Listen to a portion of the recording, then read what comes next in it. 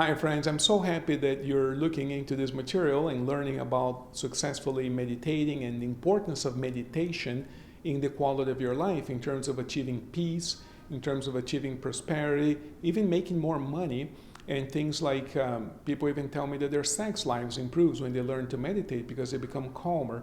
And you know that when you become calmer, stress in the body decreases and everything works better. The whole body works better. Blood flow improves. Everything improves when you meditate. And by the way, these ideas are not just opinions. This has been scientifically studied since the 1960s. People have studied the physical effects of meditation on the body, and today we know that even gene expression can be improved by successfully meditating. In other words, when you meditate successfully, you actually change some of the genes that become expressed, and you literally change your body from the inside out, literally. So there's a book called The Relaxation Revolution by Dr. Herbert Benson from Harvard University, in which he actually shows the results of experiments. When people learn to meditate, they actually measure gene expression. It's like what genes from your DNA become expressed or not, and they show that you're literally changing the genetic expression of your own body. So diseases become less likely when you meditate, and overall health has been scientifically proven to improve if you actually learn to meditate successfully.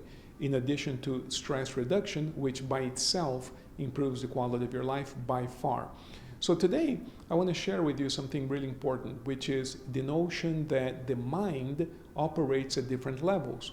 This is really, really important because we think of the mind as being one thing, and it is one thing, perhaps. We don't really know what the mind is. It's funny because, we claim to have all of these definitions and explanations, but if you were to ask me, okay, show me the mind, pull it out and put it on the table, let's measure it, it's an abstract idea. We call it the mind. But we know that whatever it is that we call the mind works at different levels or works in different ways. And we know this by the effect that it produces on our experience. Even if we cannot define it, we know that it works differently.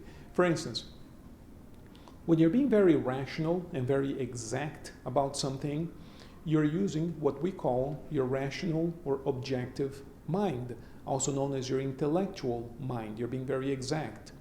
But when you're being more artistic and you're expressing your opinions about something or your feelings about something, you're using your subjective mind. You see, it's subjective. This is how you feel about this. This is how you see that over there. That's a subjective idea. So that's another portion of the mind. And if you notice, those two portions of the mind work very differently. The objective is really rational, exact, and the subjective is more like a feeling type of thing. We don't function the same when we're functioning from either perspective.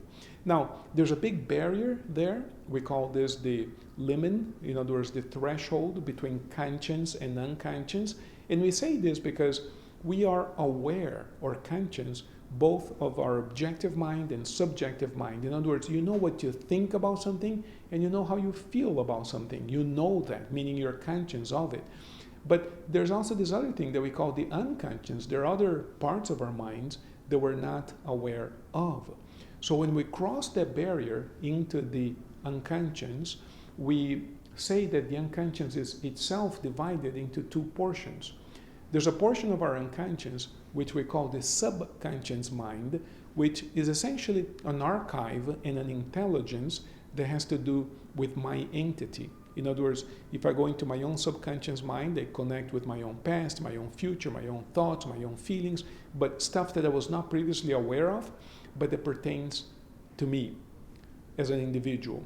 And I explain it this way to differentiate it from what we call the supraconscious mind, which is that part of us which is actually universal and common to all of us. Carl Gustav Jung called this the collective unconscious. That's the part of the mind that is actually common to all of humanity. In other words, you and I have different subconscious minds, but you and I share the same supraconscious mind because it is essentially one supraconscious mind for all of humanity. We all tap into it. So what you have there is what we call the 4 levels of the mind. And there are specific techniques that we use to cross over from one into the other. When you're functioning from the perspective of the superconscious, you have access to all knowledge. That's what, mystics from the past have talked about: illumination, realization, connecting to the cosmic. That's because they were able to get their minds to operate consciously from the perspective of the superconscious. You connect to all knowledge right there. But when you connect with your own subconscious, then you have access to your own memories that you have long forgotten, your own archives. You can heal a lot of inner pain. You can transform your personal nature by connecting with your subconscious mind.